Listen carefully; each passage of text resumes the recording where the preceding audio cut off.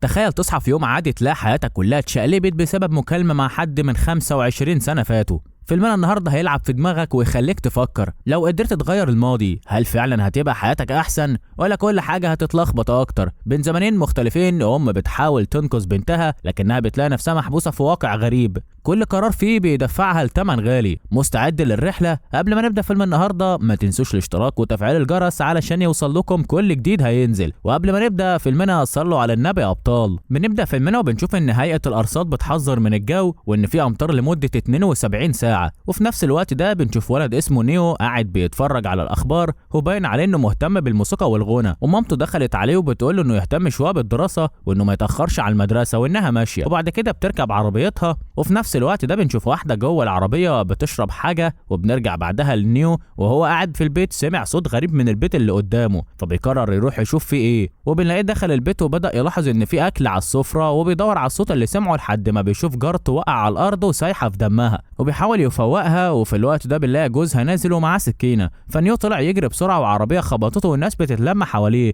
وبنعرف بعدين ان اللي حصل ده كان في الماضي. وبنروح لوقت تاني في الحاضر وبنعرف ان في واحده اسمها فيرا روي هي وجوزها وبنتها لسه ناقلين جديد، وبيبان ان البيت اللي نقلوا ليه هو البيت اللي كان عايش فيه نيو. وبنلاقيها بتكلم جوزها ديفيد وبيطمن عليها هي وبنتهم، وبنفهم ان ديفيد شغال في بنك وبيقول لهم انه هيتاخر وقفل معاهم عشان عنده اجتماع. وفي نفس الوقت بنشوف واحد اسمه اتور بيكلم مامته اللي بيبان عليها التوتر والقلق وبيقول لها انه ماشي عشان عنده شغل، وبيبان ان فيرا واتور يعرفوا بعض وبنفهم من كلامهم ان اتور شغال طيار. وفي الوقت ده بنلاقي ان الاخبار بتحذر من الجو وان في عاصفه النهارده وانها هتستمر حوالي 72 ساعه. وبعد كده فيرا بتروح على شغلها في المستشفى وبنفهم انها كانت في كليه الطب وسابتها عشان كانت حامل، وبتخلص شغلها وبتروح عشان تجيب بنتها جلوريا من المدرسه. وبيروحوا البيت سوا وبنشوف جوزها قاعد يروق ودخلت عليه وقاعدين يتكلموا، وفيرا بتلاحظ صوره لديفيد مع واحده هنعرفها بعدين. وبعد كده دخلوا المكان اللي كان فيه نيو بيشغل موسيقى ويغني، وشافوا الكاميرا والتلفزيون اللي كان بيستخدمهم وبنشوفهم قاعدين يتفرجوا عليه. وبعد كده بنشوف اتور ومامته في البيت فيرا وهم بيتعشوا وبيتكلموا، وفي وسط الكلام بنلاقي انهم بيتكلموا عن التلفزيون القديم اللي لقوه في بيت نيو. وبنفهم من كلام اتور ان نيو كان صاحبه،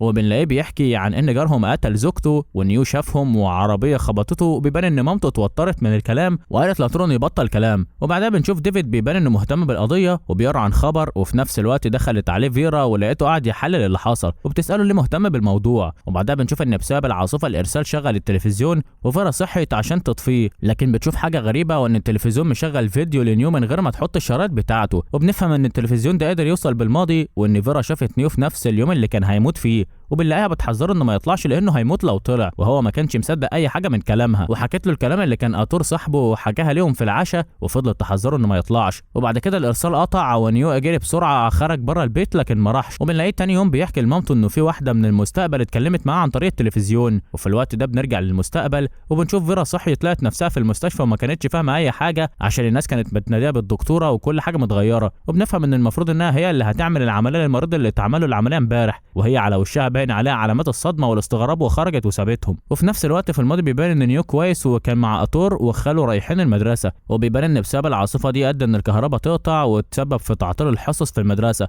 وده نفس الكلام اللي فيرا قالته ليه امبارح. فبنشوف نيو هو بيبان عليه القلق لانه كلامها طلع صح. وفي اللحظه دي في المستقبل بنشوف فيرا وهي رايحه تاخد بنتها من المدرسه لكن محدش كان عارف بنتها اصلا، وبنلاقيها راحت لجوزها ديفيد وقاعده تتكلم معاه، وبيبان انه فعلا مش عارف هي مين، وده بيخلينا نفهم ان حياتها اتغيرت تماما وان المستقبل اتغير. وبنرجع للزمن اللي فيه نيو هو بيحكي لاتور ومامته اللي حصل وصوت الصريخ اللي حصل في البيت اللي قدامهم امبارح، وبنلاحظ ان مامة اتور وضع عليها التوتر وان وراها حاجه هنعرفها بعدين. وفي نفس اللحظه بنرجع للماضي وبنشوف فيرا في اسم الشرطه وبتحكي اللي بيحصل معاها وبتطلب المساعده، وابتدت تحكي له عن قصه التلفزيون وازاي انها قدرت تتواصل بالماضي. وبيبان ان الشرطي متعاطف معاها والشرطي بيبلغها انه حقق وانها مش متجوزه من ديفيد ولا في شهاده ميلاد باسم بنتها، وانها مش معاها اي صور او اثبات بالكلام اللي هي بتقوله، وان اللي بيحصل ده خيال فقط وكل اللي قالته ده مش حقيقي. وفي الماضي بنشوف نيو هو بيرسم شكل الست اللي شافها امبارح وبيبان انه مهتم جدا باللي حصل معاه، وبنلاحظ ان التلفزيون بيجيب ارسال وبيحاول يتواصل معاها لكن معرفش. وبنرجع للحاضر وبنشوف ان فيرا بتعمل اشاعات وبعدها بتتكلم مع زميلها الدكتور وبيوضح لها ان ديفيد ده كان مريض عندها وهي عملت له عمليه، وبتحاول تخلي زميلها يفكر الكلام اللي كانوا بيتكلموا فيه امبارح. وبعد كده كان بيوريها المكتب بتاعها وبيحاول يقنعها ان اللي بيحصل ده بسبب انها كانت بتعمل عمليه لطفله وماتت، وان ده بسبب ان اعصابها تعبت بسبب كده،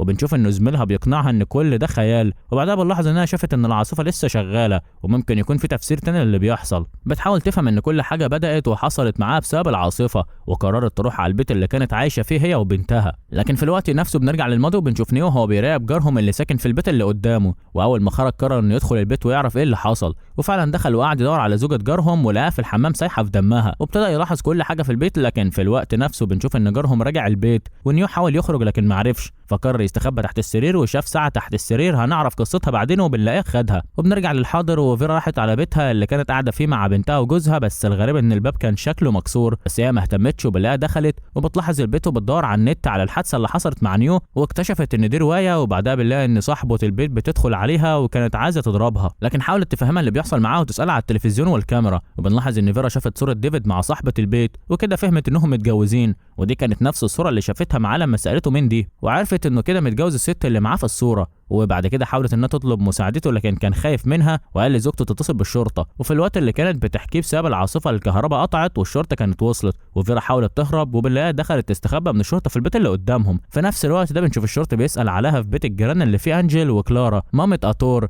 ومن الواضح انه نظراته لاصحاب البيت غريبه كانه يعرفهم. وبعدها كلارا مامة اتور بيبان انها متوتره وجوزها بيهديها، وبنفهم انها في الحاضر اتجوزت انجل اللي هو جارهم اللي كان قتل مراته. وبنرجع بعدها للماضي، نيو كان لسه تحت السرير، وبنكتشف ان الساعه اللي هو لقاها بتاعه مامة اتور كانت ثابتها في البيت بتاع جارهم بالغلط. وفي الحاضر نرجع لفيرا وبنلاقيها مستخبيه في العربيه بتاعه اتور، وبنعرف ان هو كمان مش فاكرها ولا فاكر انهم كانوا صحاب، وقعدت تفكروا بحاجات كانت عارفاها عنه. وبنلاقيهم قاعدين مع بعض وبيسالها ازاي عرفوا بعض، وقالت له انه بسببه هي اتعرفت على ديفيد وبنشوفهم بقوا اصحاب. وبنلاقيها اول ما لمست ايده شافت احداث من الماضي وبدات تساله على مكان نيو، وقالت لاتور ممكن يكون زوج مامته هو اللي قتل مراته السابقه، وانها انقذت حياه اتور، وقال لها انه مش فاهم اي حاجه منها. وبنلاقيه مشي وسابها. وبعدها بتسمع في التلفزيون عن مؤلفه قصص اتكلمت عن ان في عاصفتين زي بعض، واحده حصلت في 1989 والثانيه النهارده، وبنشوفها مهتمه قوي. وبنلاقي الشرطي عرف مكانها وراحوا مع بعض يقابلوا الكاتبه اللي بتحكي نفس قصه نيو، وقعدت معاها فعلا. وبنفهم ان في الماضي مامة نيو راحت لها تسالها لو ان ممكن يحصل فجوه في الزمن بسبب عاصفه، واللي فهمنا من كلام المؤلفه ان مفيش حاجه تثبت كلامها،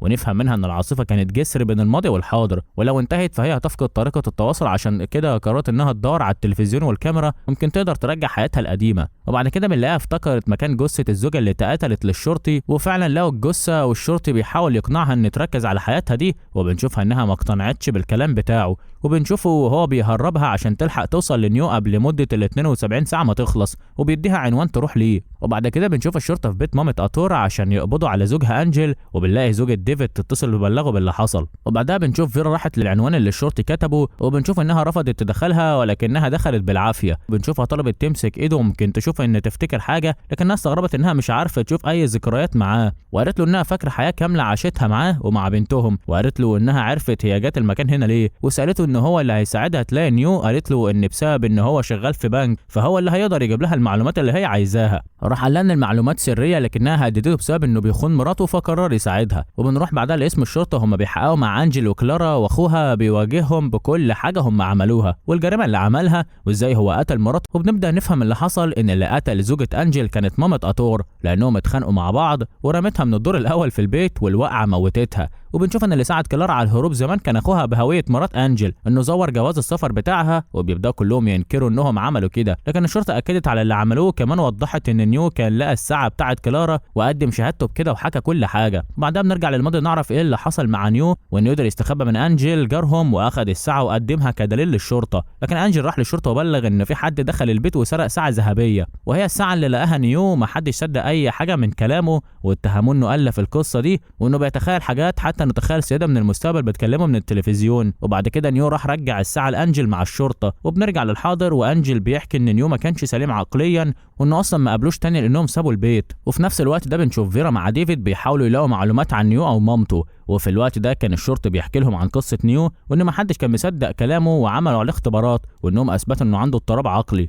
وسابوه لما قرر انه ينكر وجود فيرا. وبيحكي عن انه كل اللي متاكد منه انه انجل مذنب، وبعد كده بنلاقي ديفيد اخد فيرا البيت نيو بعد ما فضلوا يدوروا عليه، وفي نفس الوقت بنشوف الشرطي بيحكي حقيقته ليهم، وبنكتشف ان الشرطي هو نفسه نيو، وانه فضل يستناها في المحطه، كان بيروح كتير جدا على امل انه يشوفها لحد ما قابلها، وكل ده عشان يثبت انه فعلا مش مجنون، وان كل حاجه حصلت كانت حقيقيه. وفي نفس الوقت بنشوف فيرا وهي في بيت نيو قابلت مامته، وبنشوف مامته وهي بتحاول تخليها تفتكر، وبنلاحظ من الصوره اللي موجوده في البيت انهم متجوزين وواضح عليها الصدمه. وبعدها بنلاقي نيو وصل البيت وقابل فيرا، وبنشوفه هو بيحكي ليها كل حاجه، وان هو غير الاحداث، وان هي نسيت كل حاجه حصلت بينهم بسبب العاصفه، وطلبت منه الكاميرا والتلفزيون عشان تقدر تتواصل بالماضي، لكنه انكر ان هو معاه، لكن بنفهم ان هو فعلا اللي اخدهم، وهو اللي كسر باب البيت اللي كان فيه ديفيد وزوجته عشان ياخدهم، وبنفهم ان هو غير الماضي عشان يقابل فيرا، وهي كانت بتحاول تفهمه ان كل حاجه لازم ترجع لمسارها الاصلي، وهي لازم ترجع علشان تقابل اتور، ومن خلاله تقرر ترجع لديفيد عشان ترجع بنتها. وبنشوفه هو بيحاول يقنعها ويفكرها بذكرياتهم،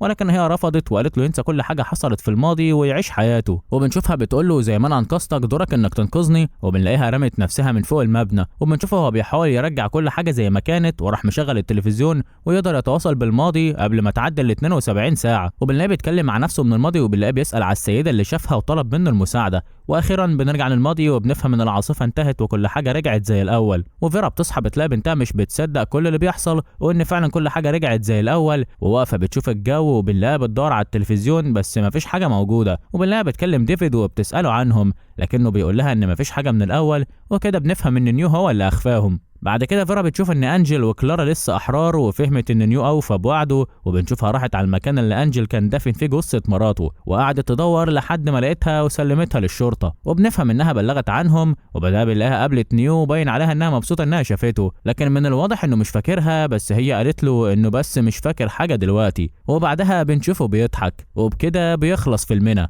سلام.